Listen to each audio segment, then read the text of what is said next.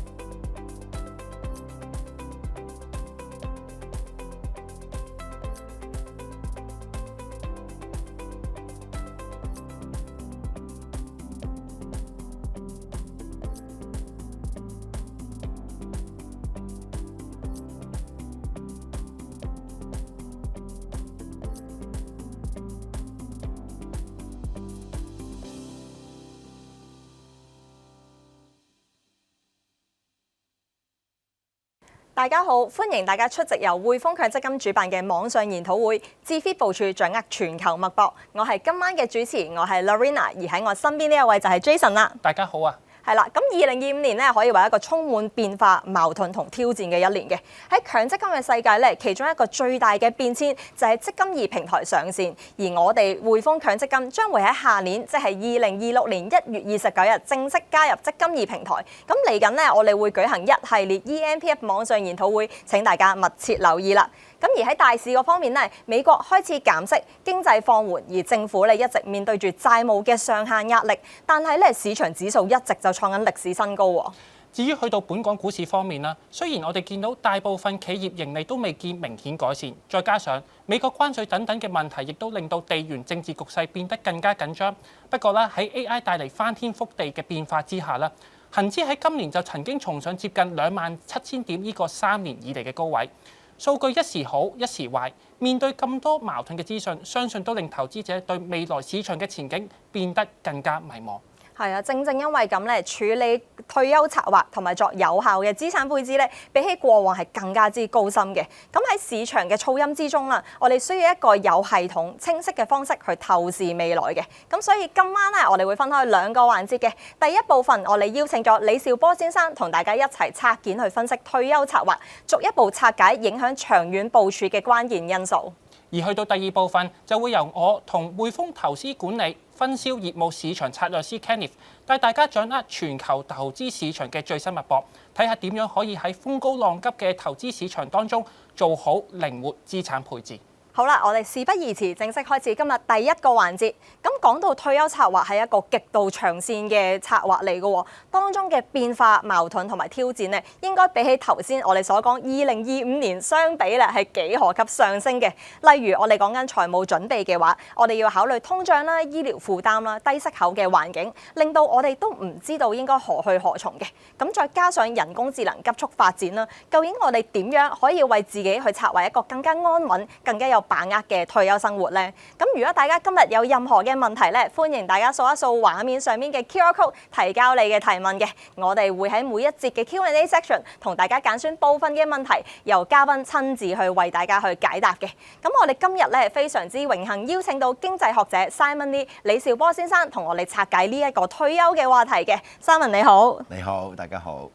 係啦，咁我哋首先睇一睇啦，熒幕上嘅一個我哋嘅報告啦。研究顯示啦，就係我哋訪問咗一啲本身有流動資產超過100萬嘅人士，受訪者覺得咧需要2000萬先至夠退休嘅，但係好多人就面對住供養嘅壓力啦，仲會出現一啲遲起步嘅情況嘅。咁45歲先開始計劃嘅喎。咁啊 Simon，你覺得我哋應該從邊啲因素開始入手去規劃我哋嘅退休生活咧？嗱，首先咧，我哋就睇翻退休嗰陣時需要幾多錢？咁匯豐呢個報告好好啊，佢話中產家庭理想嘅退休生活2090萬。嗱，有幾個字好重要嘅，一個中產代表佢個生活質素。咁通常啲中產咧就有6個特性嘅，通常有樓，通常有車，但係唔好諗住話冇樓冇車唔係中產啊，通常有樓有車，好着重嗰個嘅子女教育，即係琴棋書畫啊、暑期遊學團啊等等啊。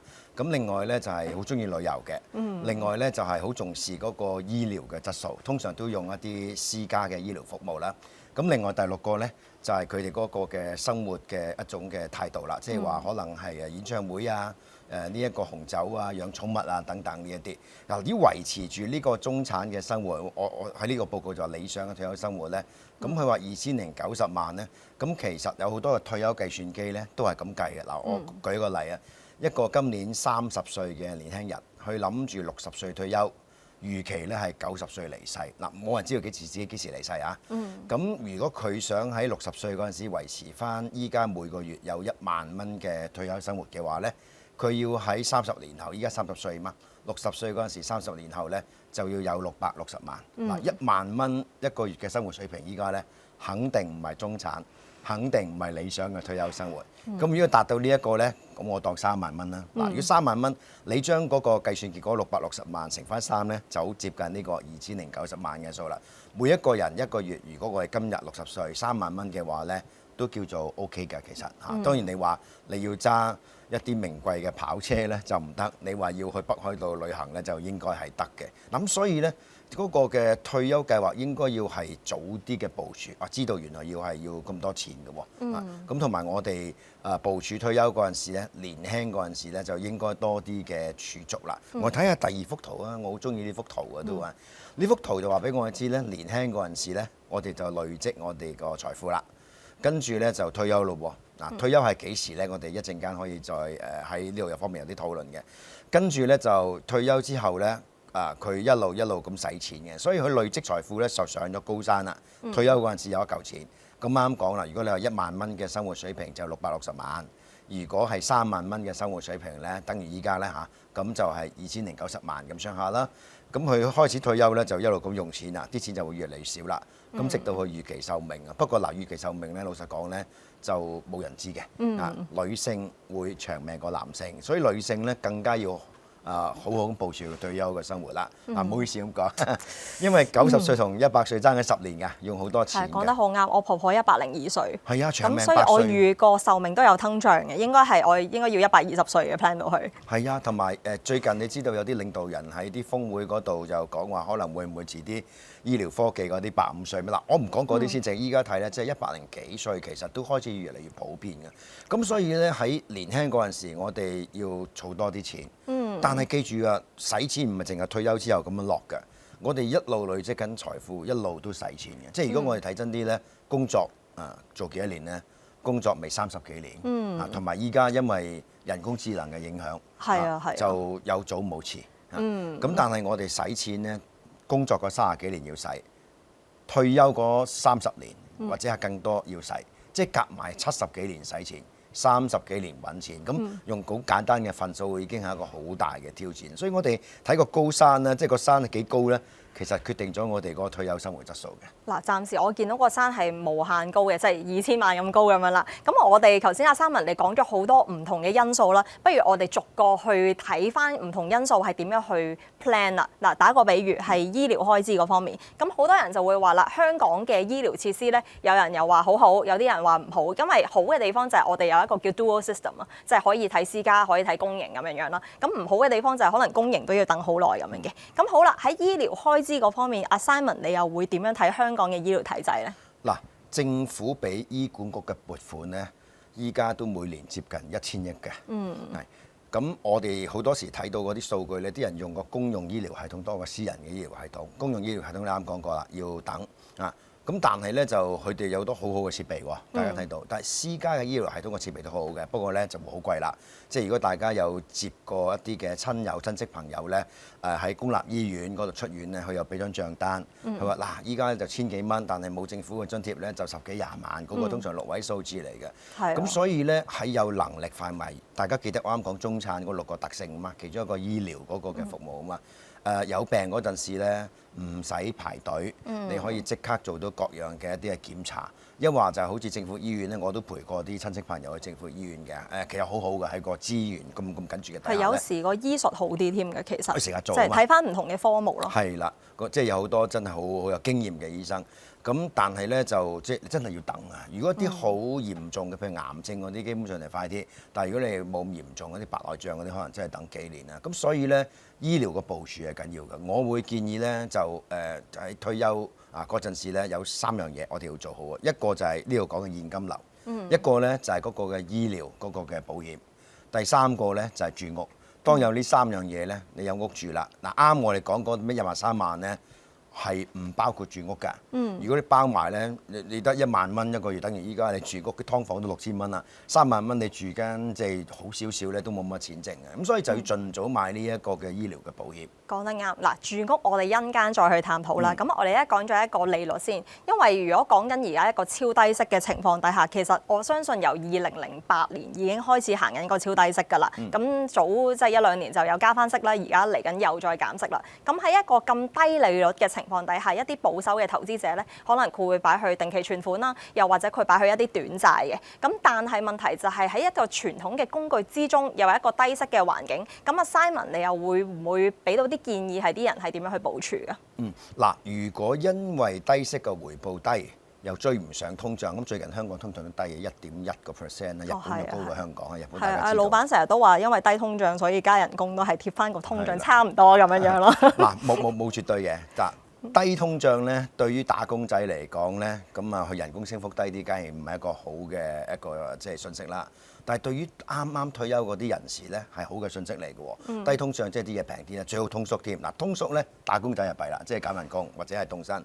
但係通縮對於一啲退休人士嚟講，我已經有嚿錢啊嘛，喺山嘅頂峰，哇啲嘢咧本來係要100蚊嘅，我依家80蚊就買到喎，係一個好嘅一個信息嚟嘅。咁但係咧，大多數情況之下，我哋都唔係見到呢一個嘅通縮嘅，我係見到有通脹。咁如果你話因為低息啊追唔上呢個通脹咧，正常我哋大多數時間都係見到咁樣。我會建議咧就係即係做一啲稍為積極少少嘅投資。明白。不過後生嗰陣時冇乜點做啲投資，唔好到退休嗰陣時咧就開始做。應該係年輕嗰陣時都試下做一啲嘅投資。年輕做嗰陣時做生意輸得起咁，你到退休嗰陣時，你先至話第一次出嚟做生意，第一次買股票咧，唔係好理想。你因為要追上呢個嘅通脹啊，因為低息啊，擺銀行搞唔掂，追唔上通脹啊嘛。你做一啲風險係同自己不匹配嗰啲投資嘅話咧，損手爛腳咧啊，倒不如咧就係話你低息。跟住咧，你銀行定期存款嗰啲係嗰個回報就麻麻啦咁樣樣。咁但係咧，你個本金都仲喺度，唔會話突然之間你冇咗30%啊嗰啲。呢啲咧，我會覺得係請教一啲專業嘅人士會好啲。市場上面係有啲高回報嘅產品，但係嗰個風險咧就大多數人都承受得起嘅。有一啲嘅即係啲嘅高息嘅產品，但係呢啲唔係定期存款啦。咁樣就睇下自己對呢啲產品嗰個嘅認受程度係點樣樣咯。係因為高息有時又可能高風險咁樣，咁所以基本上好多成員都要知道翻自己風險承受能力嘅。咁但係我哋講開即係呢一個叫做通脹嗰方面啦。咁阿 Simon，你有冇啲咩 tips 係可以俾到啲人，就係退休之後咁，如果假設真係通脹嗰方面係應該點樣去平衡翻嘅咧？通脹係一個好好嘅問題。啱我講過，日本啊最近出過2.9% 啦，香港1.1咁樣樣。如果個通脹好似幾年前歐美嗰啲咁樣樣咧，8%，咁喺投資界有個72定律嘅，72定律係指升1倍，我哋聽過啦。譬如你個投資回報6%，72除以6就12年就升1倍啦。100萬變成200萬咁樣樣，人工都可以咁嘅喎。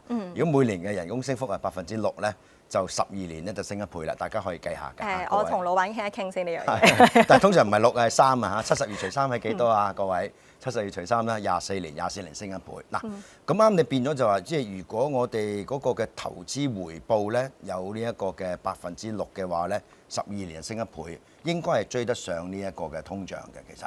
咁但係有好多人就發覺通脹喺個地區裏邊咧，唔係我哋決定到㗎，會唔會走去第二啲地方啲通脹係唔同啊？又或者啲物價平啲啊？嗱，呢幅圖咧就係俾我哋一啲嘅智慧啦啊！我都好想同大家分享下。我都睇到好多智慧。我記得啦，我以前有睇過你本書嘅72定律，我喺入面有睇過。多謝。呢一幅圖都熟口熟面嘅，咁而家可以聽你現身說法。多謝啊！我好耐冇寫書啊，喺圖書館有，香港好啊。我唔想暴露年紀嘅。圖書館有好多好嘅書，大家交咗稅㗎嘛，政府嘅資源嚟㗎嗱。呢幅圖咧喺打直嗰度咧就係話退休資產多同埋少嘅，咁自己知道自己多定少㗎啦嚇。我多唔係指啲即係億萬富豪，唔係嗰啲，我係講緊中產嘅嚇。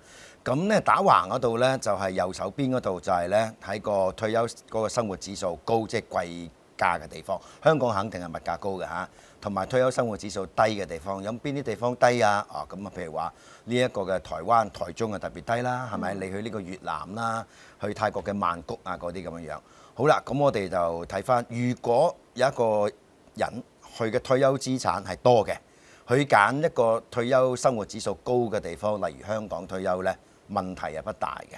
OK， 又或者香港都有啲地方好貴嘅喎。香港有邊啲地方貴咧？灣仔貴啊！你大家睇到啲統計處有啲資料㗎。香港有邊啲地方啊相對平啲啊？深水埗啦，或者啲粉嶺啊，或者筲箕灣啊嗰啲咁樣。咁所以咧，退休資產多揀高嘅地方問題不大。嗱，退休資產多，你揀一啲咧物價低嘅地方咧，即係剔嗰度嗰格咧，都係好好嘅選擇。咁哇，退休資產好豐厚，啱我哋計過啲嘅數字啦。咁你揀呢個台中啊，揀呢一個嘅啲韶關啊，揀呢一個曼谷啊，咁樣退休咧，柬埔寨啊都唔錯嘅。好啦，下邊啦，最大問題依家咧就係退休資產咧就少啦，好多人咧就退休資產係唔係好足夠喎，因為佢自己工作嗰陣時要養好多人啊，父母啊，自己又下一代啊咁樣嚇，即係3代咁樣壓力好大。如果佢揀一個退休生活指數高嘅地方退休咧，呢個我認為係一個錯誤嘅決定嚟嘅。即係如果唔係咁多資源啦，你揀香港退休，香港你係要揀灣仔嘅，你由細到大中意住灣仔嘅話咧，呢個錯嘅決定。啲資源咧就唔係好襟燒，唔係好襟玩啊！即係啲飛機冇油啊嘛，冇乜油，跟住你要飛長程喎，咁樣呢個錯誤嘅決定。但係呢個都係一個至理名言嚟嘅。其實佢指數高同埋個質素高咧，唔一定係成正比嘅。即係有時佢貴，但係可能佢個質素都係差唔多。我哋有時用一個平啲嘅價錢，但係個質素係差不多嘅。咁呢個 Simon 你又會點樣睇咧？係啊，嗱。我嗰度有個問題，但係退休資產唔係好多，你揀啲生活質，即係嗰個指數唔係咁貴嘅，但係指數唔係質素啊，就低嘅話咧問題不大，可能好開心喎。係啊，其實台中幾好啊，講真。大家知道啊，你去台中好平啦，你去啲夜市咧，台灣嗰啲夜市啦，台北啦舉例，講開都想食。炒碟菜，嗰碟菜係50蚊台幣，除翻4即12個半。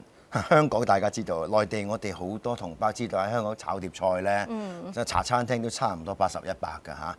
即係我曾經顯示過啲餐牌咧，香港一間米芝蓮1星嘅上海餐廳，炒一碟四季豆，你估幾多錢啊？230蚊，未加一喎。四季豆230。係啊！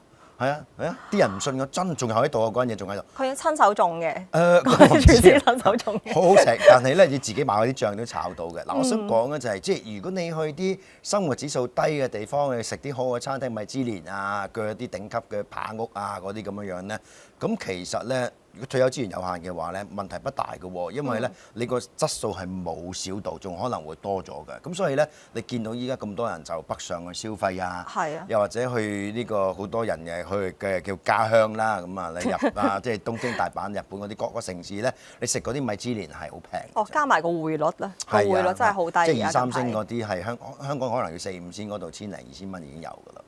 明白。不過咧，就呢個係要跳出一個 comfort zone 咯，因為好多時候點解我哋會繼續留喺一個生活指數高嘅地方咧？就係你要離開一個地方去第二度去生活，都唔係好容易，真係要有好多嘅 planning 同埋策劃嘅。咁所以不過而家我哋講緊有好多嘅資訊啦，咁真係可以幫到大家去分析邊啲地方真係性價比比較高嘅。但係另一樣嘢就翻去我哋個心理嗰方面咯。咁阿 Simon，你有冇啲咩tips 去分享啲人點樣可以真係跳出一個 comfort zone 去真係揀一啲性價比高嘅地方咧？嗱，都係睇翻自己有幾多資源。啱我講過3樣嘢，一個咧就係要有地方住。另一個咧就係有現金流，另一個解決到醫療啊嗰啲咁樣。咁你話啲咩資訊啊、嗰啲娛樂啊嗰啲，嗱呢個都緊要嘅。即係有啲人佢話係有翻開一啲宗教嘅處所嘅，咁你去個地方就係冇嘅。有啲咧佢就話咧接觸某啲朋友嘅，咁你譬如話中意呢個打麻將嘅，咁你揾唔到喎嗰堆人。咁呢個係對個心靈健康好緊要嘅。咁但係心靈健康啊，處理唔好自己嘅財務嘅話咧，真係唔係好健康嘅。哦，咁財務健康都係心靈健康一個好重要嘅因素嚟嘅。健康嘅源頭嚟㗎。嗱，咁呢一幅圖咧就話俾我哋知啦，就係話我啱講咗咧，就係醫療啦、住所啦同埋現金流，呢度已經有兩樣嘢，即係嗰個醫療嗰啲咧就係自己搞好個醫療保險啦，嘛就係其實咧係後生嗰陣時買，嗱公司有㗎嘛，係咪？咁啊，譬如匯豐肯定咧就係有好好嘅醫療保險，但係咧你有一日係會退休㗎嘛，當你離開咗之後嘅話咧，咁個保障可能有啲唔同咯喎。好啦，撇開個醫療呢幅圖咧就講翻，當大家係有樓有現金流嗰陣時咧，非常之好 ，G good 係咪？退休生活應該冇問題嘅啊。咁因為就算你話啊佢醫療出問題咧，咁佢都有一定嘅資產喺度啦。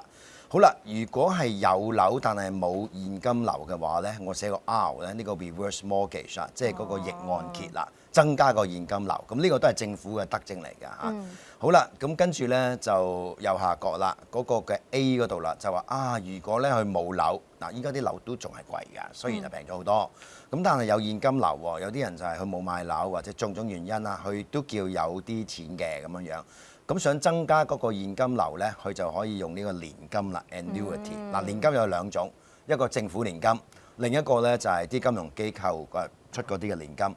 金融機構嗰啲咧，我哋睇到係一啲延期嘅年金嚟嘅，後生嗰時供款，退休之後就攞錢，供幾耐攞幾耐，每個月攞幾多就有數得計，唔同嘅產品有嘅。而政府嗰個年金咧就係即期嘅年金，私人機構都有嘅。就係你已經有嚿錢一擺落去就攞錢啦。咁政府年金嗰個大約係100萬咧，男性咧就每個月攞5100，女性就4700啦。點解女性攞低啲咧？因為長命啲，冇錯，因為長命啲啦。咁啊就真係㗎，呢個女性更加要管好自己嗰啲錢同埋嗰個財務嘅問題啦。好啦，左下角有個 P 字。又冇樓又冇現金流咧，嗱呢個咧就都幾唔開心啊！寫個 P 字，呢個咩？呢個係一個貧窮嘅問題。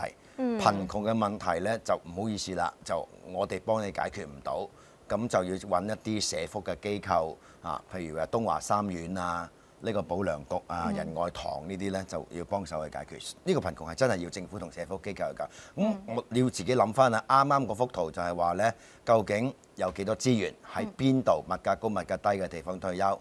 呢度咧就係話你有冇樓、有冇現金流，決定咧你係邊一個嘅範圍，用邊啲嘅金融產品啊咁樣樣，咁自己先至咧就會有一個開心嘅一個退休生活。即係最緊要知道自己係點啊！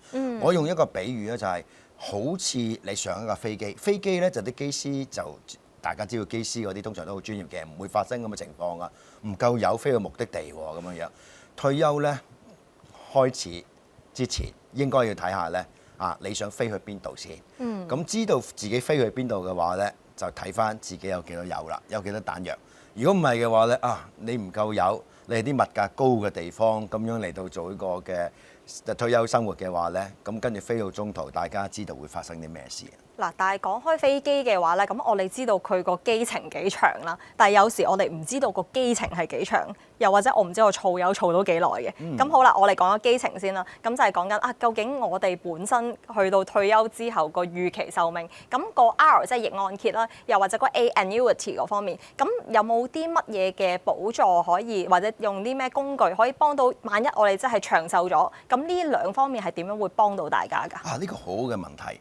其實咧10幾20年前咧，我當時做好多財務策劃嘅課程嗰啲分享啊、教導嗰陣時咧，已經有啲網頁咧要答呢啲問題，答70幾條㗎。究竟你一個人住，抑或好多人一齊住啊？住咩地方啊？冇運動、食煙啊，嗰啲各樣嘅生活習慣，答完之後咧，佢就會計到個預期壽命嘅。send 俾我，我好想知係咪真係120歲啊？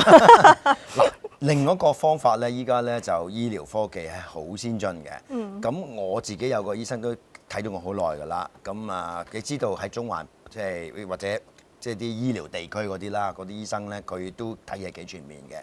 咁我就趁得閒，即係出邊冇病人嗰陣時啊，我揀最尾個時間，禮拜六去3、1點啊，我1點幾去，出邊冇病人咧，我同佢傾得耐啲，佢又同我傾，我又同佢傾，咁佢跟住就有啲軟件嘅，佢話到俾你知，你究竟Simon Lee、李兆波，你死於乜嘢病嘅機會係最大？大約個預期壽命幾耐？佢有講俾我知㗎啦。要阻住醫生食飯就係你幫我計一計我幾長命咁。我都答咗好多問題㗎，佢有問我啲經濟嗰啲問題啊。OK，咁呢個交換法，我預備定啲問題先等我有。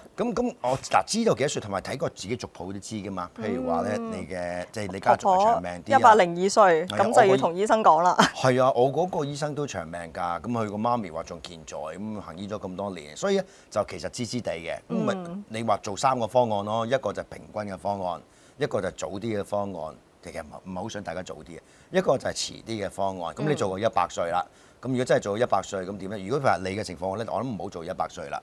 最近楊振寧教授103歲啊嘛，係咪？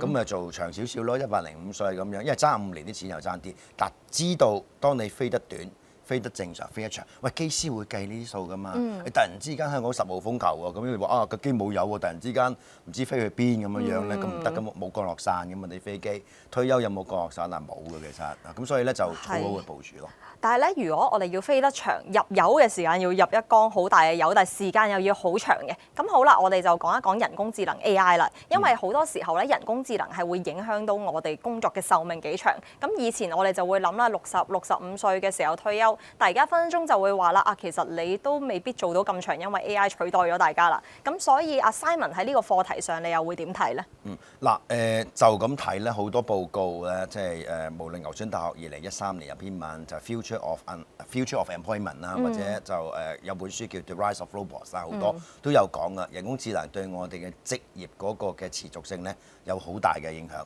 其實冇人工智能啊，大家都要諗翻咧。當你公司改組啊，或好多各樣嘅轉老闆啊、上司啊嗰陣時咧，自己會點樣樣？我就絕對諗過嘅。諗過嗰陣時咧，就有一個危機嘅意識啊嘛。咁人工智能係亦都有啲工作係即係接受冇咗，或者係有好大嘅挑戰啊嚇。教學啊、醫療界應該影響細啲嘅。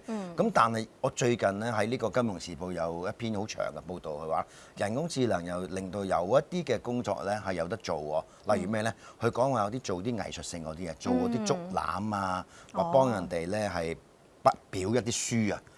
因為有啲人係中意呢啲即係小手作㗎嘛，手工藝或者做化妝啦，即係一啲塗指甲咧，我冇啊，你有。我唔相信機械人暫時會做到咯，係咪？即係同埋你同嗰個人去做緊呢啲嘢，即係化妝啊呢啲咧，整頭髮啊嗰啲咧，同啲狗沖涼啊，你係同佢有交流㗎嘛。咁機械人就暫時冇呢一樣嘢啦。我哋叫 human touch 啊，同埋我頭先都同個化妝師真係唔好放棄你化妝事業，即係你可能發展第二啲事業，但係唔好放棄呢啲手藝上有 human touch 嘅一啲事業咯。係啊，同埋多啲技能啊！年輕嗰陣時咧，即係唔好得一個技能，多啲技能咧，即係冇咗一個，仲有另一個。呢個係風險管理嘅一部分嚟嘅，等於投資，你所有嘢擺晒喺某投資產品，一有乜事嗰陣時，咪出現大件事咯。咁所以話，如果體育即係啲做啲網球啊、乒乓波各樣好嘅話咧，咪打好少少後生嗰陣時，又唔一定要港隊或者咩國家隊嘅。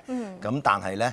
到你年紀大嗰陣時，咪做教練咯。教練體能要求唔使咁高啊嘛。教練即係喺度指導下我哋就得㗎啦嘛。教練其實都我哋講演而優就則導，冇錯。導嘅話咧，就基本上可以比較用一個少啲嘅體力勞動，但係可以做到耐啲嘅嘢咯。係啦，咁呢個都係一個趨勢嚟嘅。係啊，講得好啱。咁其實我哋講緊咧財富要 diversification，咁我哋技能上都好需要 diversification 嘅。咁中間咧，咁相信我哋需要橫向同埋縱向，好似阿 Simon 嘅 Matrix 咁樣啦。橫向嘅話就我哋多啲發展唔同嘅技能啦，即係例如我哋本身有一啲金融業嘅，但係我哋有多啲手藝上嘅，可能健康嗰方面嘅。縱向咧就係如果假設我哋將我哋嘅技能提升到多啲 human touch，係啲人成日話情緒價值嘅，咁去到 AI 都取代唔到咧，咁就係一個最上乘嘅發展啦，係咪啊 Simon？冇錯啊，咁所以時時刻刻咧，我覺得真係要有一個嘅警覺性，留意住外圍嘅變化，留意住自己嘅變化嗰啲外圍嘅變化。譬如依家嗱，最近講咩咧？就係講個聯繫匯率喎。嗱，聯繫匯率我唔知將來會點，咁但係咧，1983年聯繫匯率實行之前咧，曾經1美金對差唔多10蚊港紙，突然之間通脹飆嘅，唔知㗎。日本啲米啊，依家好貴啊，500 yen 咧，以前500 yen 一公斤，依家1000 yen 啊。日本米成日都好貴喎，唔知點解。以前我買嘅，依家唔買唔起，太貴啦。咁嗱，有朝一日香港啲糧食都可能出現問題嘅喎，因為我哋係輸入㗎嘛。咁所以咧，大家要諗定一啲嘅叫做即係啲比較差嘅情況。啱講過啦，好嘅情況、中庸嘅情況同埋差嘅情況咁樣咧。咁相信咧就即係退休嗰時出現啲問題，原來我都諗過嘅，應該個問題就不大嘅。明白，咁講到呢一度啦，非常之多謝 Simon 你咁詳盡嘅分享啦。咁相信咧，大家都透過我哋嘅 QR Code 問咗唔少問題嘅。咁如果咧仲有問題啫，就盡快去提交啦。咁好啦，我哋不如而家就睇一睇第一條問題先。咁好啦，首先咧，我哋就睇翻啦。有觀眾問喎，越嚟越多香港嘅打工仔選擇提早退休或者未退休，我第一次見呢個字啊。咁要點樣去部署退休投資，先至可以迎合呢一種新嘅退休模式呢？依家都係一個趨勢，我都有啲朋友係咁嘅，就係未退休，即係話咧唔做全職，可能咧佢仲啲大企業有㗎，政府都有㗎，做半職啊，0.4職、0.6職、0.5職一個禮拜就翻一半，又或者淨係翻上晝，淨係翻下晝嗰啲咁嘅樣啦。咁如果提早退休就乜都唔做啦，即係本來係應該做60歲嘅，依家咧就55歲。我會建議咧就計清楚條數先。我都俾人挑戰過㗎，佢話：喂阿李少波。你其實都可以早啲退休啊，唔使咁辛苦啊，嗰啲咁樣。有陣時咧，你繼續工作。我要問聲，你而家係全職半職定0.3、0.4？我依家咧就係做全部兼職嘅，但係全部兼職嘅份數咧加埋咧都同全職差唔多。0.1乘翻可能係2職添㗎咯，或者3職。咁啊冇咁多係。咁咧就即係你自己部署翻嗰個工作嘅話，其實有一定嘅自由度啦。咁如果計唔清楚嘅話咧，你有啲人諗住咧，我足夠啦咁樣樣，跟住提早退休。嗱，有咩問題咧？你唔知道退休之後會唔會投資失利嘅喎？退休之後個通脹可能好高嘅喎。仲有就係遇到賊，你話咁老夫子年代點解講賊咧？依家好多騙案啊，好危險大家要知道啊，各位要知道，好多騙案打電話嚟，突然之間就冇咗7位8位數，7位算少嘅，原來咁多人咧係咁多錢嘅。退休人士係呢啲賊嘅目標嚟嘅，佢哋冇錢啊嘛。退休人士大把錢，睇到係山嘅頂峰啊嘛，咁佢仲唔攞緊啲啊咁樣樣嗱，所以要好小心。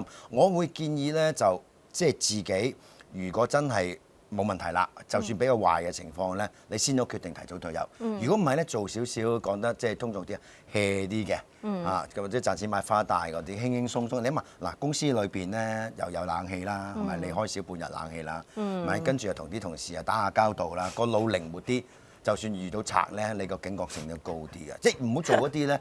你話啊，又係壓力又好大嗰啲，咁所以咧呢個係要好好咁樣部署啊。OK， 係啦，咁所以我哋要保持頭腦靈活啊。咁好啦，我哋睇翻第2條問題啦，就有觀眾問咧，買樓收租做退休收入，仲係唔係一個王道咧？啊，呢個係一個好好嘅問題。嗱，樓市從高峰期至到依家跌咗20幾個%，接近30個%，最近先係好一啲。嗱，如果佢話啊買樓收租，其實講回報啫嘛，都係啱我哋講個現金流啊嘛。有冇其他嘢係做到個現金流啊？有喎，你買債券咪得咯。我講一啲真嘅債券，唔係嗰啲奇奇怪怪嗰啲啊，一啲政府債啊、美國國庫券啊、大企業啊嗰啲咁樣，可以派到息噶嘛。如果你買樓你收租咧，嗱，要計翻個真正嘅yield，因為咧你收咗租之後要減差餉、地租管理費。啊，仲要俾呢個物業稅，頭頭你買嗰陣時個印花稅咧，等於1年嘅租金，計清楚晒。仲有好多 liability 添咯。係啊，仲有你遇到啲租霸嗰樣嘢，嗱唔係唔好，清楚晒所有嘢嘅話咧，咁你計翻，哇嗰個回報有其他嘅投資工具都做到啊！依家賣樓未必係保本啊。愛因斯坦嗰條嘅 E 等於 MC² 嗰條方程式產生能源嘅核電，到今日都啱。但係買樓叫做永富咧。永續啊！依家啲鋪啊，你見到好多啲乜王嗰啲，依家好慘喎！睇報紙，買樓收租嗰啲有好多都慘啊！嗱，所以咧就要諗清楚，即係自己諗住係，我都係信買樓呢樣嘢，冇問題，尊重你。但係有其他叫做 alternative 咧，替代嘅話咧，考慮下啲替代嘅嘢。係非常之多謝 Simon 你頭先講緊退休策劃嘅 tips 啊，我相信大家咧都獲益良多嘅。咁好啦，我哋咧其實見到咧退休策劃啦，就好似頭先嗰一座山咁樣。咁我哋要考慮嘅唔同嘅未知因素，但係每一個因素咧對於大家嘅影響都會唔同嘅。咁相信大家今晚要返到去慢慢去咀嚼思考一下嘅。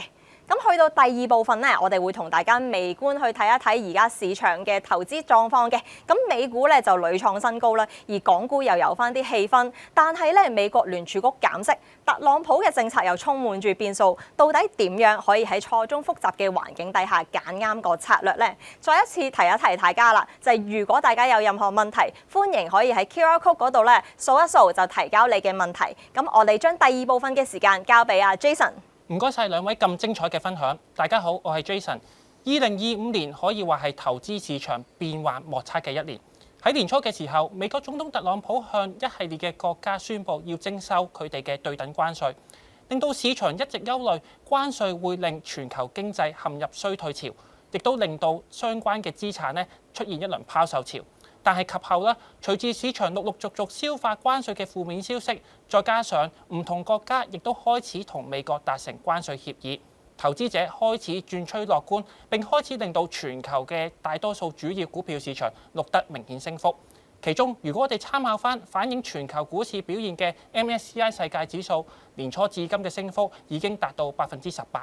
面對咁錯綜複雜嘅投資環境，今日我哋要揾嚟專家。匯豐投資管理分銷業務市場策略師 Kenneth 同我哋嘅成員分享下目前嘅投資市場形勢，協助成員做好自 fit 部署。Kenneth 你好啊 ，Hello Jason，各位觀眾大家好。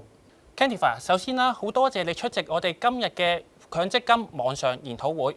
咁今日咧，我想同你探討嘅第一個議題，當然就係嚟緊嘅息口走勢啦。因為我哋都知道息口係對住一個資產走勢相當重要影響嘅因素。今個禮拜聯儲局就會舉行12月嘅議息會議。Kenneth，你對今次嘅議息會議有冇咩嘢睇法？而嚟緊2025同埋2026年嘅息口走勢，市場又有咩預測啊？好啊，Jason。咁如果我哋講緊今個禮拜聯儲局議息咧，其實期貨市場咧都幾乎100%肯定啦，聯儲局係會減息㗎啦。咁但係如果我哋睇埋出年嘅減息路徑嘅話咧，就可以留意翻9月份聯儲局俾出嚟嘅經濟預測摘要，咁就係而家大家畫面上面見到㗎啦。咁我哋畫面上面會見到咧，其實聯儲嘅官員啦係對於美國嘅經濟咧嚟緊係更加樂觀嘅。咁第二樣咧就係佢哋都見到個失業率啦係會慢慢咁降落嚟啦，而通脹咧亦都比之前預計咧係會係比較高一啲。咁所以其實整體個大環境，你會見到個經濟咧係幾唔錯嘅。所以點解主席鮑威爾去形容今次9月份嘅減息係咩咧？風險管理式減息，即係話咧唔係見到個經濟有問題嚇，不過買個保險咁，所以佢都決定9月份重啟減息啦。咁但係咁都意味住咧，即係其實大家唔好預計嚇聯儲局會因為9月份開始咗減息之後就一系列連續咁減息去到0，咁又唔會發生嘅。咁所以我哋會見到個利率點陣圖嘅中位數都話俾大家聽，聯儲官員估緊今年會再減2次啦，即係而家今個禮拜減多一次啦嚇，出年咧再減多一次嘅，咁即係總共 total 而家去到出年年尾咧就減3次左右。咁好啦，呢個聯儲嘅睇法。咁如果係睇翻個市場點睇咧？個市場咧畫面上面會見到咧，紅色就係大家估今年會減息嘅次數啦，黑色就係出年會減息嘅次數。咁總共嚟睇咧，今年去到出年年底咧，大概減4至5次左右啦，好明顯係比聯儲局估計咧係進取一啲嘅。咁但係呢度咧，我有2樣嘢想大家去留意嘅。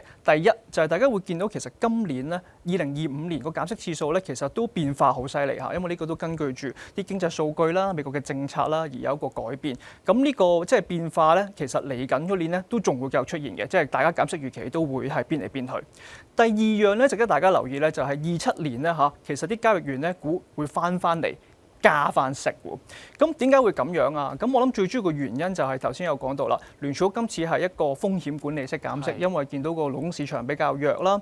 咁如果佢哋真係減息，提振到個企業信心啦，幫到個就業市場嘅時候咧，其實有可能會令到通脹翻嚟嘅。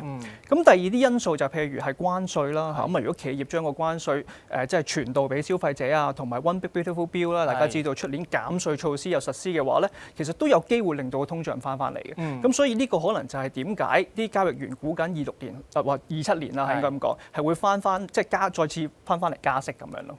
Kenneth，既然目前市場整體都覺得2025年餘下時間至2026年嘅息口整體都係向下，咁樣係咪意味住越長年期嘅債券就越會受惠啊？呢個問題非常之好嘅，因為咧，如果我哋睇翻過去嗰幾次減息週期咧，我哋會發現到一樣嘢就係其實對於債券投資咧係幾利好嘅。咁因為嗰幾次都係一個即係經濟衰退嘅情況啦嚇，咁所以大家好擔心個經濟有問題，咁就買長債去避險咁樣。咁呢個係好 work 嘅。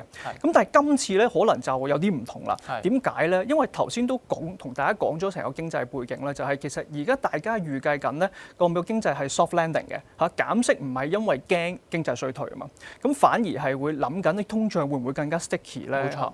咁所以咁嘅情況底下咧，我哋又見到個市場係預計緊啦嚇，出年嗰個嘅債息嘅走勢或者個變化會點樣變化咧？就係短年期嘅債息依然係好似我哋以前咁樣預期咧，係會落嚟嘅，因為聯儲減息啊嘛。咁但係相反啊，長年嘅債息咧冇跟住落。調翻轉頭咧，仲會向上走添。咁呢度大家要知道一樣嘢就係，如果債息向上嘅話咧，其實對於債價嚟講咧係有壓力嘅，債價會下跌嘅。咁所以今次咧，我諗大家要留意一下，減息嘅時候可以繼續留意翻一啲債券嘅策略啦。但係咧買一啲好長年期嘅債券咧，未必真係可以受惠到今次嘅減息週期咯。咁所以咧，其實一啲傳統嘅投資智慧咧，喺今次嚟到講咧，都未必適用啦。咁啊 ，Kenneth， 另外咧，其實息口下跌啦，對於一啲想穩穩陣陣嘅投資者嚟到講，可能都唔係一個咁好嘅消息喎。因為咧，咁樣意味住過往2-3年啦，備受市場追捧嘅一啲貨幣市場型嘅基金咧，嚟緊嘅預期回報可能因為息口下跌咧而進一步減少。咁對於一啲比較保守嘅成員嚟到講，佢哋又有冇乜嘢選擇可以參考下？其實你講得好啱嘅。我哋而家睇呢幅圖咧，我想大家先留意紅色嗰一點先嚇。咁紅色嗰一點係咩嚟咧？就係喺2023年底，即係減息之前啦嚇。唔同債券嘅收益率。咁頭先你講到即係money market 啦，咁啊好似現金嘅收益率就係美國1至3個月期嘅國債啦。咁其實當時好高嘅嚇，咁啊仲高過美國嘅綜合債券啦，當然都高過環球綜合債券。咁但係隨住聯儲局減息咧，你會見到佢慢慢咁降落嚟，降到去黑色嗰點就係舊年年底啦，去到而家家就係灰色嗰條巴啦嚇。係咁嚟緊頭先有講到又再減息啦，即係話佢又會再降落去。咁去到一個程度就係你會見到其實而家美國嘅短年期債券咧，其實比起美國嘅綜合債咧個息口咧係為之低嘅。咁美國嘅綜合債或者環球綜合債其實包啲乜嘢㗎？咁佢包咗一啲係國債啦，咁亦都係包咗一啲好高評級嘅企業債券嘅。咁所以我諗喺而家咧，大家都預計咗頭先講到啦，出年都會繼續減息嘅情況底下咧，會吸引到啲投資者咧將啲現金轉去一個債券市場嗰度，去鎖定而家比較吸引啲嘅收益率。咁同埋呢啲債券因為好高評級嘅關係啦嚇，亦都可以為成個投資組合咧帶嚟一個穩定嘅作用嘅。明白 Kenneth。咁啊 Kenneth，我哋啱啱討論完美國息口嘅走勢啦，亦都討論咗少少關於債券市場嘅一啲資料。咁啊當然啦，講完呢樣嘢之後，我哋要同你傾下美股最新嘅情況啦。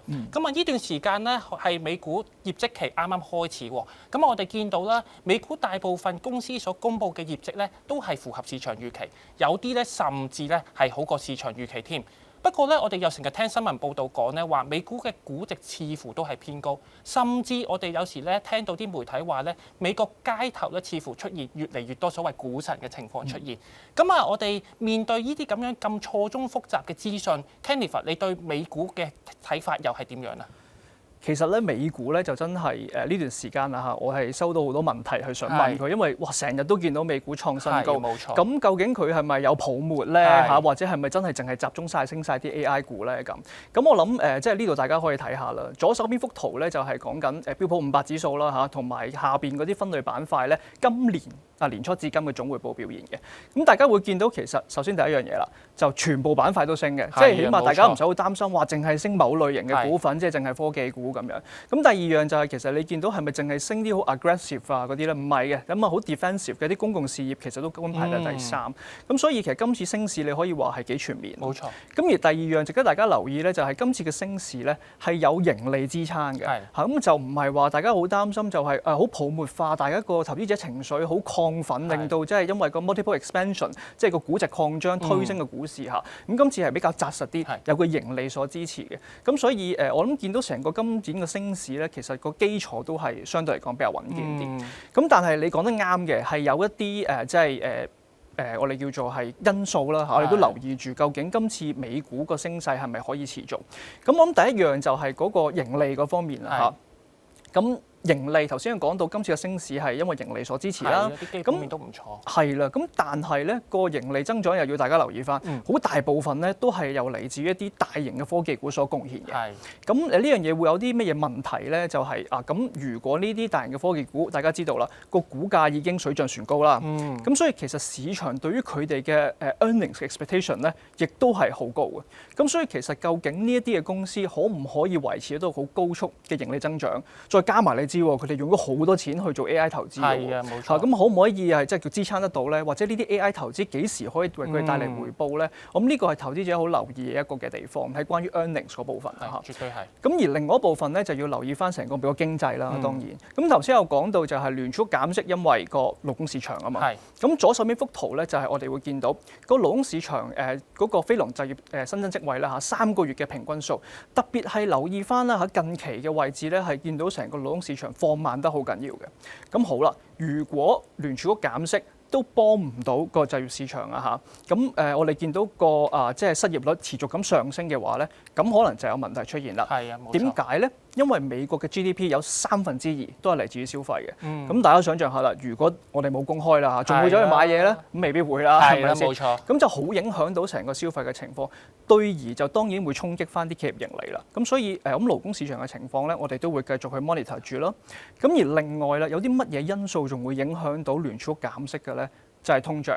咁如果我哋頭先提到一啲通脹上升嘅因素嚇，咁真係出現嚇，令到個通脹越升越高，去到個程度係直情限制到聯儲局可以減息嘅一個幅度嘅話咧，咁呢個咧又係可能會影響到個投資市場氣氛嘅喎。因為而家頭先講到啦，其實大家估緊出年減息嘅次數都幾多㗎嘛。如果將呢個即係次數係下調咗嘅話咧，咁可能就會影響到而家個股市升勢都未定嘅。絕對係啊！咁Kenneth，如果對於成員嚟到講啦，佢哋係未有美股相關嘅基金，頭先咧都可以考慮翻 Kenneth 你一直以嚟嘅分享啦。咁另外咧，亦都大家要留意埋美股估值嘅情況。我知 Kenneth 咧今日都為我哋準備咗一幅圖喎。係啊，冇錯。咁頭先都有提到，大家會唔會擔心美股個估值啦嚇，會唔會話有泡沫啊咁樣？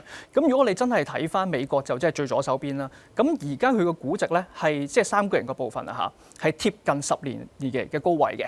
咁亦都係距離即係我哋叫做中間灰灰地色嗰個正方形啦嚇，嗰個嘅中位數啦，其實都企離得幾遠。咁所以而家你話即係美股係咪貴咧？咁啊係貴嘅。咁啊同埋你同自己比貴啦嚇，同其他環球其他市場，你歐洲又好、亞洲又好、中國又好啦，咁都係貴一大截嘅。咁當然大家可能會講就係呢個情況一直都出現㗎啦。咁美股不嬲都係即係貴過人㗎。點解啊？我願意俾呢個 premium，因為覺得佢個盈利增長比較高啊嘛。咁所以我想大家睇埋呢幅圖，就係如果我哋睇翻出年即係黑色嗰條巴，大家個市場估緊嘅盈利增長嘅情況咧，科技股即係納斯達克指數啦，做個代表啦，好冇？咁啊仍然都係好強勁嘅嚇，20% 過外嘅盈利增長。咁但係整體成個美國咧都唔差嚇，都有 double digit。咁但係對比其他市場嚟講咧，其實冇以前咁標青㗎。其他嘅市場你會見到其實都 catch up 緊，佢哋嘅 earnings growth 咧同美國咧可能都係差唔多。咁所以咧，我諗喺呢個情況，大家就會了解到啦。如果我嗰個叫做 valuation 嚇，俾你美股有一個好大嘅 discount 喺度，咁而我嘅即係 earnings growth 嘅 potential 原來同你美國差唔多喎。咁其實呢個係會吸引到啲投資者啦，係將啲資金咧去諗下會唔會部署喺美國以外嘅呢個市場嘅。咁同埋我諗有一樣好緊要嘅嘢要同大家講啦，就係大家可能會諗講咁多美股嘅嘢，可能都唔好關我事啊，因為我一早就知道要分散投資，我分散投資啲環球股票㗎嘛。咁但係原來咧頭先你提到嗰個benchmark 啦 MSCI World 啦，其實有70%咧都係買緊喺一啲美股裏邊，所以其實你以為你分散咧，你都仲係好集中買緊喺美股。咁所以我諗即係出年啦嚇，大家都要去諗一諗嚇，會唔會由一個偏重美股嘅配置轉到去一個全球嘅均衡配置裏邊咧？咁而其實我哋見到個資金流啦，或者今年股市嘅表現啦，其實見到投資者已經係做緊呢件事嘅，其他嘅股市嘅升幅咧，其實係仲好過美股添。明白。咁啊頭先其實綜合翻 Kenneth 嘅分析啦，即係話投資嘅時候咧，我哋都要留意翻唔同市場嘅性價比啊。咁啊，大家亦都可以留意翻啦。如果持有咗美股基金嘅成員咧，都要定期檢視翻自己嘅組合，考慮翻咧自己嘅投資組合裏邊咧有冇合理咁樣分散到唔同嘅地區啦。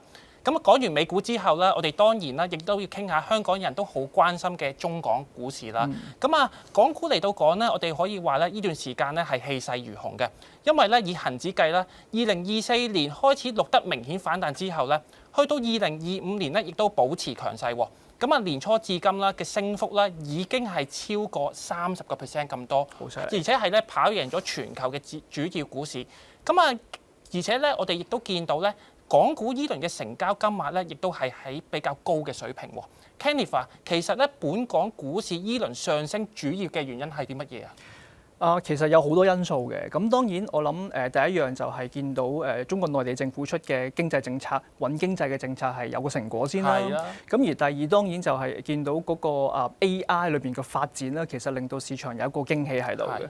咁所以我哋會見到頭先你講到啦，即係本地啦，即係香港又好或者係內地又好啦，其實成個投資氣氛咧係收復翻嚟。咁見到個成交額就上升咯。咁同埋呢一樣嘢咧，唔單止係真係locally 係覺得係好亢奮，其實環球嘅資金咧，亦都係覺得有個機會喺度。咁喺圖裏邊咧，我哋就會係見到一個即係資金流嘅一個嘅情況啦。咁喺2022年嘅時候咧，可能大家仲記得就係有部分嘅大行咧就話中國市場咧係不可投資嘅，uninvestable 嘅，好誇張。係啦，咁而家係點樣樣咧？而家好明顯嘅態度係180度大轉變啦。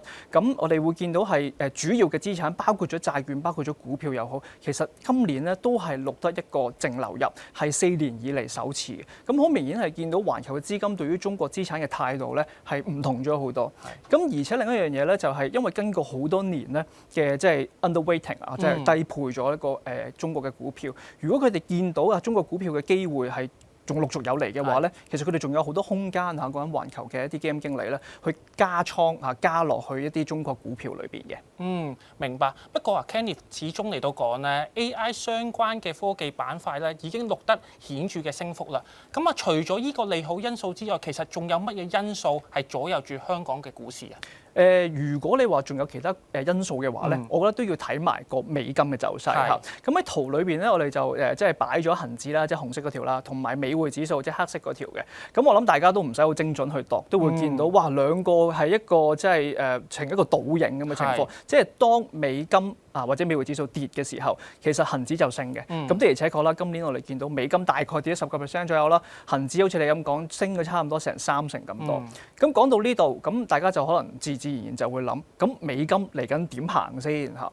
咁如果我哋睇翻彭博做嘅一啲嘅統計啦，咁當然唔同嘅經濟師對美金有唔同嘅睇法，有啲會睇到美金出年會升翻去100樓上，係有啲會跌破90。咁但係我哋唔睇個 extreme 啦，睇個中位數。咁其實即係分析師啦，或者係啲經濟師啦，都會係睇個美金咧嚟緊係會慢慢走弱嘅。咁我諗當中嘅原因咧，就係頭先有提到好多，就係因為聯儲局減息啦嚇，咁減息會令到美金對於其他貨幣嘅息差會收窄。咁呢樣嘢就會減低咗即係美金嘅吸引力啦。咁而另外我諗就係對於即係美國嘅財政啦嚇，或者啲債務嘅一啲憂慮啦，同埋對於聯儲嘅獨立性咧，其實都會對於美金嚟講係構成一個壓力。咁所以就導致到就係見到美金嚟緊，大家睇都係會走弱，咁所以相信美金嚟緊嘅走勢咧，仍然都係會對港股後市咧係有利嘅。明白。咁不過嚟到講啦，我哋見到似乎大部分利好嘅因素都已經喺港股反映啦。咁再加上咧，其實過往咧市場都炒緊資金南下嘅情況，亦都相對咧喺港股嘅估值裏邊反映緊啦。咁啊 Kenneth 其實喺咁樂觀嘅市場情況底下，其實市場有冇忽略咗一啲風險因素係需要留意嘅？如果你講緊今年，我諗最受市場資金歡迎嘅當然係一啲中資科技股啦。咁中資科技股今年嘅升勢咧，其實就同頭先我講美股咧好唔同嚇。頭先講美股咧就係一個盈利嘅支撐上去啦。咁而今年中資科技股嘅升勢咧，其實好大部分係嚟自於估值重估嘅。咁反而個盈利上面嘅帶動咧就唔係好多。咁喺畫面上會見到就係分析師啦嚇，對於恒生科技指數啦，今年同埋出年嗰個每股盈利走勢嘅預測。咁好明顯會見到其實8、9月份咧，分析師係下調咗呢啲中資科技股咧嗰個嘅盈利嗰個睇法。咁點解咧？因為佢哋會見到其實行業競爭好犀利啊。咁呢個會擠壓咗佢哋個 profit margin 啦，即係為佢利潤率帶嚟一個壓力啦。咁而另外整體居民消費支出都好似有啲放緩嘅情況。咁其實都係會對於個盈利前景咧係會帶嚟一個壓力嘅。咁但係有個好消息咧，就係我諗大家會見到近期啦嚇呢一個嘅下調嘅情況咧，似乎係一個築緊底嘅一個嘅走勢。咁所以如果我哋見到分析師重新係對翻即係啲盈利有一個樂觀嘅一個諗法嘅話咧，去上調翻個盈利，咁可能會為即係呢啲中資科技股咧下一輪嘅升勢咧即係帶嚟一個催化劑咁咯。冇錯，明白。咁啊，另外嚟到講咧，中美之間嘅角力都係一個好重要嘅因素。Kenneth 你又點睇啊？其實係啊，我諗即係之前啦，即係特朗普突然之間話要再加翻中國關稅即係100%啊，去到咁啊，令到個市場就為之一個震盪啦。咁即係其實之前我哋都經歷咗好長一段時間嘅一個即係好 volatility 好低嘅一個嘅即係市況。咁我諗大家可能都會留意到就係中美嘅呢啲關係嘅即係新聞啦嚇，其實 on and off 咧都會出現嘅。咁相信今次都唔會係最後一次啦嚇。咁當然今個禮拜我哋會見到。即係兩國嘅元首應該會喺 APEC 會議上面會面啦，咁希望會有啲好消息帶翻嚟，帶俾到個股市亦都正面少少啦。咁但係我諗大家都要諗翻就係，其實呢啲 headline news 咧，你永遠唔會知幾時會翻嚟嘅，其實好難預測究竟下佢哋嗰個嘅角力係去到一個咩嘢嘅情況。咁所以呢樣嘢亦都會持續引起到一個市場嘅波動啦。咁所以如果投資者要唔想即係每一次打開自己 portfolio， 哇點解大上大落嘅嚇？因為就係呢啲嘅 headline news 嘅影響咧，就可能要諗下自己對單一市場，可能係啲中港股市啊裏邊嗰個部署或者比重咧，會唔會即係過重啦？咁如果你話係真係波幅度好大嘅，會唔會考慮下真係即係不斷均衡啲嘅配置咧？咁呢個可能會有幫助嘅。Kenneth，你講得好啱啊！即係過往幾年嘅時候咧，港股持續喺低啲位，大家都唔係咁開心啦。聽咗 Kenneth 你咁多市場嘅分析之後咧，Kenneth 或者可唔可以都俾翻一個少少嘅總結，我哋啲成員睇下？當然可以啦。咁我諗頭先都講咗關於即係息口走勢嗰度啦。咁而家市場就預計由而家去到出年年底咧，聯儲會再減息4至5次。咁減息係會利好到成個債券投資嘅。不過要留意翻啲長年期嘅債券，因為長債息咧可能會上升，咁所以長債咧就未必會真係受惠得到。咁而另外因為聯儲局減息啦，所以啲現金嘅收益率咧其實都一路降緊落嚟㗎啦。咁調翻轉頭就大家可以留意翻啲優質嘅債券啦，咁會為翻投資者帶嚟一個即係穩定入息嘅回報，咁都幾有吸引力嘅。咁而另一部分就係關於美股啦嚇，咁美股之後嘅走勢要留意翻啲科技股嘅盈利啦，同埋成個經濟即係啲勞工市場啊，同埋即係通脹數據嘅走勢啦，睇下會唔會影響到減息啦。咁而另外咧，而家美股估值咧係真係高嘅，而其他嗰啲咧又真係比佢平。咁但係個盈利增長咧又同美股咧係差唔多嗰陣出現嘅話，咁所以其實都可以利用呢個機會咧，去即係均衡翻下，睇翻自己嗰個配置，做到一個真係全球嘅分散。咁第三點就係睇翻而家啲資金咧係回歸翻去中國啦嚇，咁所以見到中港股市個升幅都好犀利啦。咁而美金咧嚟緊可能會繼續走弱，咁呢個有利翻成個港股嘅表現。咁不過都要留意翻即係嗰個中資科技股個盈利走勢嘅問題啦嚇，因為今年個升勢最主要都係嚟自於估值重估啦。咁而最尾咧就係睇翻成個中美之間嘅角力咧，會持續引起個市場波動嘅。咁所以大家要留意翻單一市場配置咧嗰個比重啦。聽咗 Kenneth 嘅小錦囊之後咧，我相信咧大家都獲益良多。但係今日趁 Kenneth 喺度咧，當然要再同你傾下偈啦。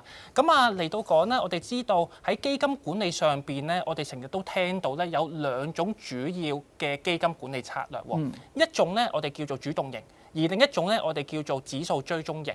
Kenneth 其實呢兩種嘅投資策略咧係啲乜嘢嚟啊？同埋其實佢哋主要嘅投資目標咧又有冇咩特別分別㗎？其實呢兩個都係一個好大嘅即係投資類別啦。咁呢度做咗一個少少嘅 summary 俾大家睇翻。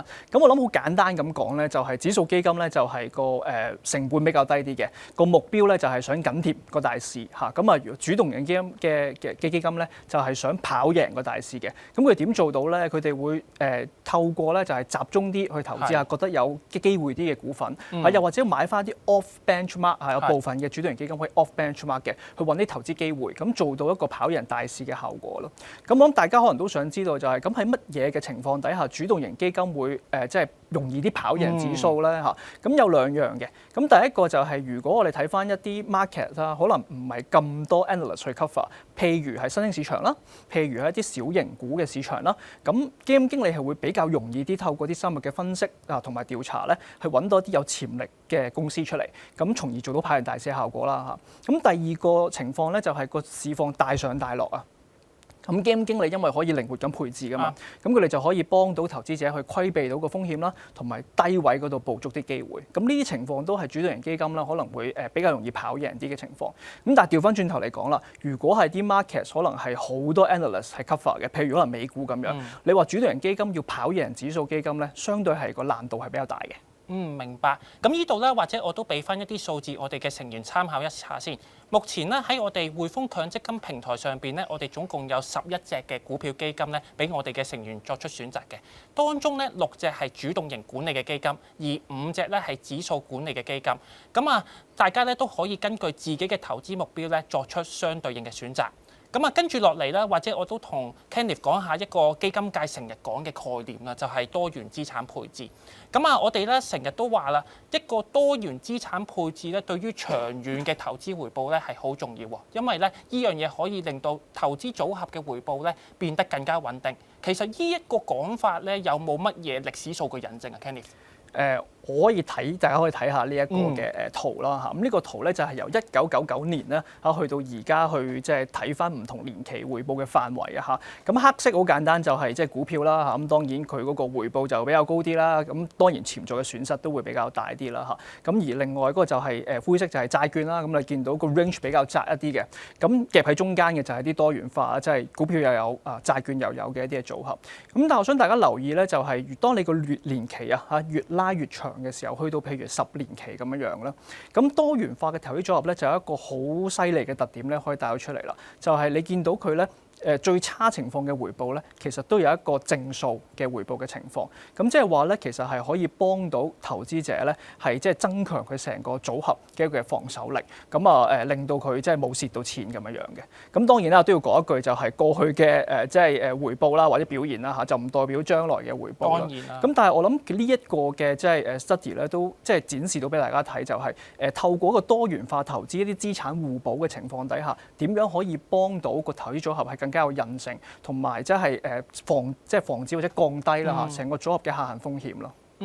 咁成員咧喺揀選基金嘅時候咧，就需要特別留心自己所作嘅基金選擇有冇過分側重喺單一資產裏邊，將所有雞蛋啦都放喺同一個籃裏邊，而未有咧通過多元化嘅資產配置策略做好風險分散嘅部署。咁我諗最尾我想講埋呢度啦嚇，咁做翻一個即係小總結咁樣。咁我諗呢個其實係年初至今啦唔同資產嘅回報嚟嘅。咁大家見到其實無論你買債券又好，你買商品又好，或買股票都好啦嚇，其實全部錄得上升嘅。咁但係大家都要留意翻就係其實今年一個好波動嘅市況啦。咁喺嗰個止息點嗰度會見到其實今年個 maximum drawdown， 譬如講美股嚇，雖然頭先講到升得好犀利，其實曾經跌過去差唔多熊市嘅邊緣。咁所以我諗投資者要留意一樣嘢，就係如果你嗰陣時俾個市震走咗咧，咁你就 enjoy 唔到之後個升幅㗎啦。咁所以大家係要 stay invest 啦嚇，保持住或者持續住去做一個投資啦。因為其實市場短線嘅波動咧，其實係一定會有嘅。咁但係大家點樣可以即係堅持啊嚇，或者保持個耐性咧？呢個先係最緊要。咁同埋我諗最緊要就係都係要保持翻個分散嘅情況啦。咁樣先可以做到一個即係叫做穩健嘅投資組合咯。咁嚟到問答嘅環節啦，我見到咧，網上嘅成員咧都相當踴躍喎。第一條問題咧，佢直接想問 Kenneth，嚟緊金價仲會唔會繼續升啊？係咁，其實金價亦都係另一個我諗收到好多問題嘅一個資產啦嚇。因為其實今年嘅升勢好犀利，畫面上面都見到其實黃金今年升咗50%過外啊嚇。咁當然嘅，如果你問即係短線嘅走勢嘅，好難預測嚇。咁但係咧，如果我哋睇翻黃金，譬如係即係頭先講咗好多地緣政治因素啊，亦都見到其實央行喺呢幾年都係持續咁吸納黃金啦。再加埋頭先有講到個通脹問題都比較棘手啲啦。咁而大家知道黃金係一個抗通脹嘅資產，咁所以其實呢啲嘅因素咧都會支持住啦，即係黃金之後嘅需求嘅。咁而另一部分我諗都幾緊要啦，就係其實有啲投資者咧都會見到而家啲成熟市場嘅即係政府啦嚇，有啲債務嘅一個持續性嘅一個問題。咁所以其實佢哋都尋求住咧，利用黃金咧去做翻一個即係分散嚇咁即係替代翻而家或者傳統上面啦係覺得冇風險嘅一啲嘅國際資產嘅。咁所以其實呢個對於即係投資者嚟講有啲乜嘢嘅即係提示咧，就係除咗見到黃金升咗好多諗緊好唔好繼續買之後咧，其實都值得去諗就係原來咧市場上面嘅投資者咧一啲大戶啦成日都好關心住自己個組合嘅一個分散性嘅。咁所以其實投資者咧除咗諗買唔買黃金之外咧，都要諗下自己組合究竟夠唔夠分散啦。咁今日都時間相當緊迫啊，咁或者都係最後一條問題咧，同 Kenneth 交流下啦。咁第二條問題咧，我見到咧或者成員都好留心聽我哋頭先嘅講解喎，佢哋就想問下，除咗美股同港股之外咧，有冇其他投資市場係值得留意啊？係咁都係睇翻畫面上面啦嚇。咁我哋會見到其實歐洲股票又好啦，或者新市場股票都好啦，其實今年都係跑贏美股嘅。咁而特別，我諗大家可以留意多少少就係歐洲股票啦嚇。個原因有兩點嘅。第一樣咧就係歐洲今年就係一個好大嘅一個嘅改革啦，特別喺德國嗰方面，因為佢哋增強咗佢哋嘅財政支出喺基建同埋喺國防嗰方面。咁呢個嘅支出嘅增長咧，其實可以幫到成個歐元區個經濟嘅。咁當然對於企業盈利嚟講都係一件好事啦，係咪？咁而第二樣咧就係相信即係過去咁多年啦嚇，如果大家即係有投資喺美股嘅話咧，可能都累積咗唔少嘅倉位。咁而美股頭先亦都講到啦，好大比重係一啲增長型嘅股份嚟嘅。咁而歐洲嘅股票咧就特別咧就係有一個價值型嘅股份裏邊佔嘅比數咧係比較多啲。咁所以如果喺投資組合裏邊咧加入一啲歐洲股票咧，就可以發揮到個互補嘅作用嚇，即係話我增長型嘅股票又有，價值型嘅股票又有，咁就會比較平衡啲，有唔同 style 嘅一啲嘅股票啦。非常感謝今日 Kenneth 嘅分享啊！唔經唔覺啦，我哋今晚嘅網上研討會亦都嚟到尾聲啦。今晚啦，我哋由退休策劃講到市場部署，其實都係圍繞住同一個重點，就係喺變化入面點樣時刻保持清醒同埋靈活性。